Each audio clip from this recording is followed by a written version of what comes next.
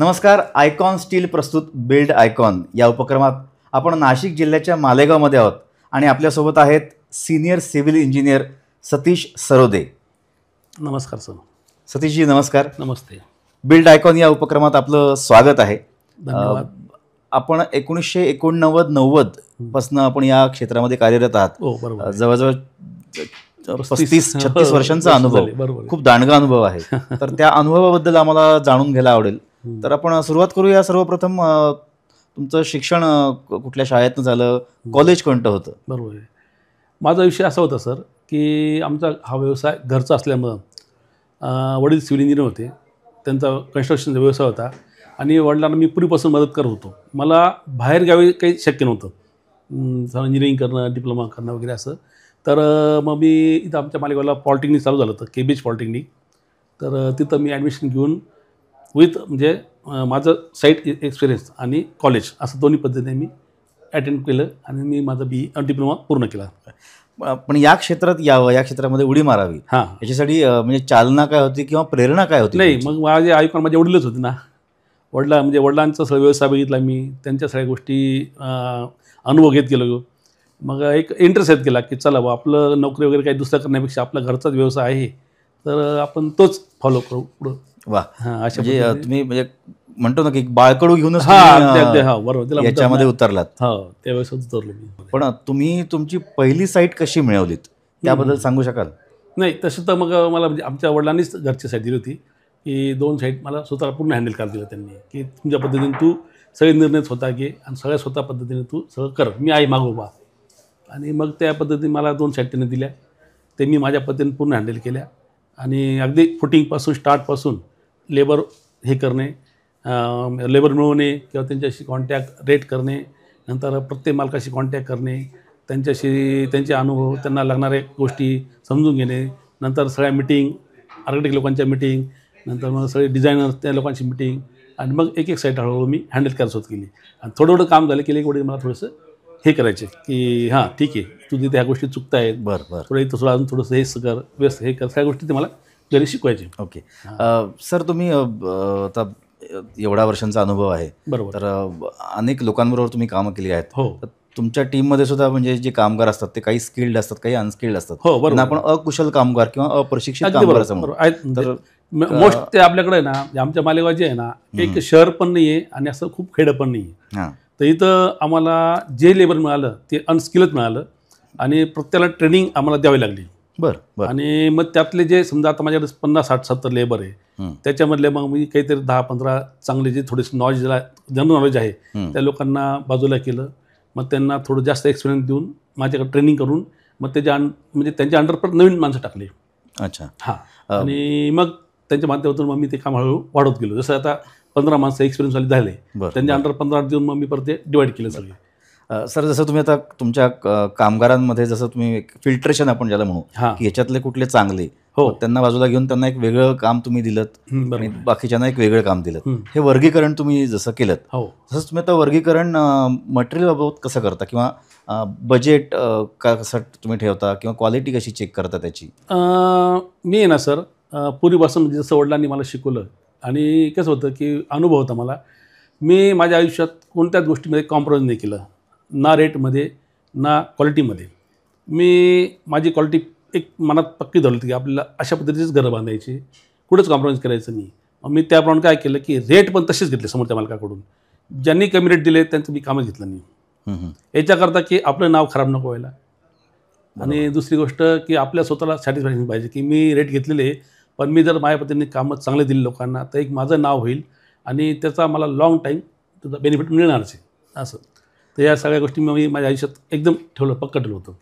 आणि आज मी 35 वर्षानंतर मी म्हणजे असं मला वाटलं नाही कधी की बाबा काही चुकीचे कामं केले आपण किंवा कोणाला असं 19-20 केलं, तसे रेट घेतले, तसे कामं केले आणि एक समाधान राहिलो मी माझ्या आयुष्यामध्ये. सतीशजी, आपण मगाशी जेव्हा म्हणजे बोलत होतो तेव्हा तुम्ही सांगितलं तुमचा क्रिकेट हा विषय आवडता आहे. हो बरोबर. आणि तुम्ही आत्तापर्यंत जे प्रोजेक्ट केले ते जवळजवळ 400+ म्हणजे 400 नॉट आउट तुमचा आकडा आहे. एकदम. तर त्याच्यातली चांगली इनिंग म्हणजे थोडक्यात चांगला प्रोजेक्ट तुमच्या दृष्टीने कुठला किंवा आयकॉनिक प्रोजेक्ट की खूप लक्षात राहिला तुमचा?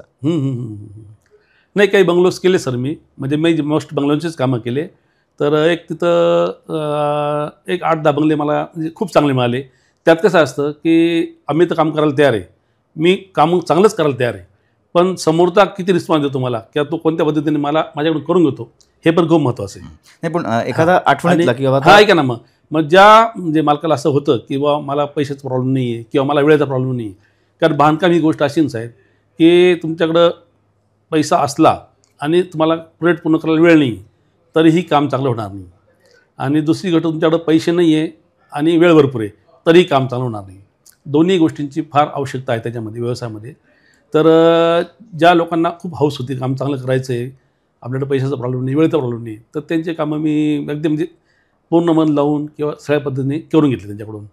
तर ते पण सॅटिस्फाय. आज त्या कामाला 15-15, 20, 18-18, 20-20 वर्ष होऊन गेले, काहींना 5-5 वर्ष झाली, पण ते एकदम हेत.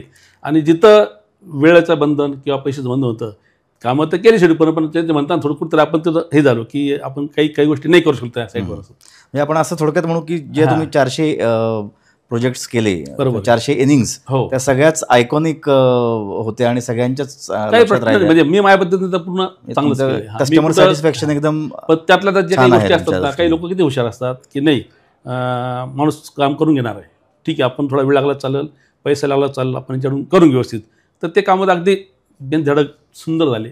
आज पण ते 20-20 वर्ष होऊन गेले कामांना, काही टेन्शन नाही. 25 वर्ष झाले, कधी एक कॉल येत नाही काही असा प्रॉब्लेम आला. सतीशजी, तुम्हाला आता 35 वर्षांचा अनुभव आहे सिव्हिल क्षेत्रामध्ये.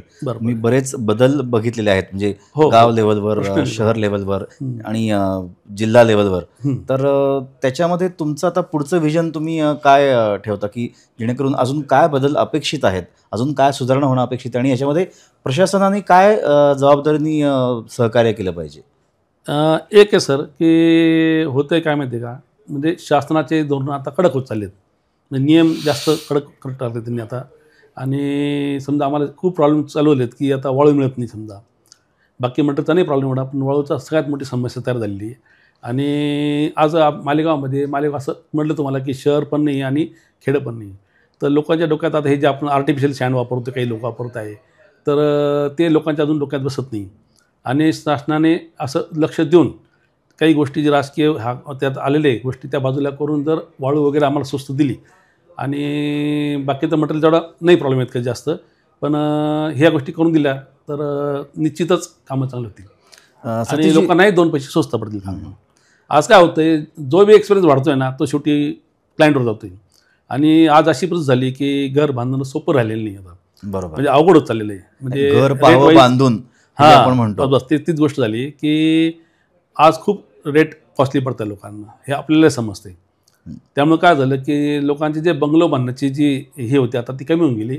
लोक आता फ्लॅटमध्ये किंवा रोजमध्ये उतरले असतं. बरोबर, संस्कृती आता बदलत गेली. आधी म्हणजे लोकांनी एकत्र होती, आता ती विस्कळीत झालेली आहे किंवा आता न्यूक्लिअर झालेली आहे. एक बरोबर.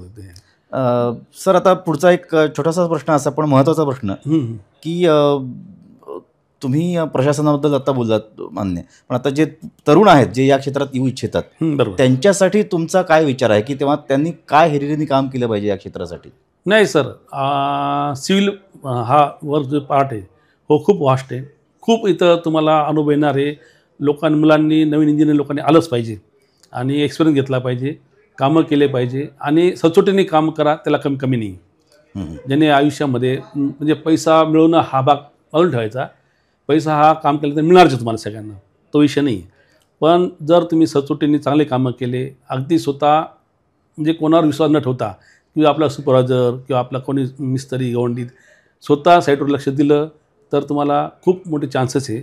आणि न समजणार विषय सिव्हिल, आणि सिव्हिलमध्ये खूप चॅलेंजिंग गोष्टी येतात हळूहळू पुढं, तर ते चॅलेंज स्वीकारलं पाहिजे मुलांनी, नवीन पिढीने सुद्धा, हरकत नाही. आणि खूप छान हे कन्स्ट्रक्शन लाईन खूप चांगली.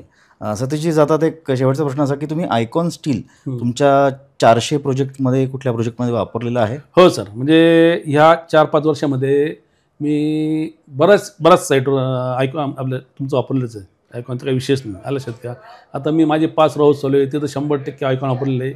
2 बंगलो केले मी, तिथं पण 100% वापरलेलं आहे. त्याच्या कॉस्टबद्दल, क्वालिटीबद्दल तुमचा काय अनुभव? नाही, क्वालिटीबद्दल तर विशेष नाही, म्हणजे क्वालिटी बघूनच आम्ही वापरले. आणि आम्हाला ते थोडंसं इतरांपेक्षा थोडं चिपन पडलं होतं.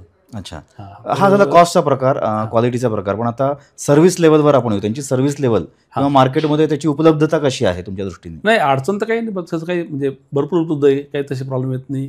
आणि तुमचे डीलर लोक पण मालेगावात पण चांगले आहेत, त्यांची पण सर्व्हिस चांगली आहे. तर काहीच म्हणजे कंपनीला प्रॉब्लेम नाही. म्हणजे कंपनी खूप पुढं भवितव्य चांगलं राहणार कंपनीचं, त्याबद्दल काही शंकाच नाही. ओके. तर हे आहेत सतीश सरवदे, ज्यांनी एक छान आपल्याला संदेश दिलेला आहे आपल्या सिव्हिल मित्रांना, की तुम्ही सचोटीनं काम करा आणि तुम्ही आयुष्यातली कसोटी नक्की जिंकाल. तर सतीशजी, अनेक धन्यवाद. आपण इथे वेळात वेळ काढून आलात या बिल्ट आयकॉन या प्लॅटफॉर्मवर. बरोबर. आयकॉन्सची तर्फे तुम्हाला तुमच्या पुढच्या नाबाद इनिंगसाठी आयकॉनिक शुभेच्छा आम्ही देतो. धन्यवाद. अनेक अनेक धन्यवाद.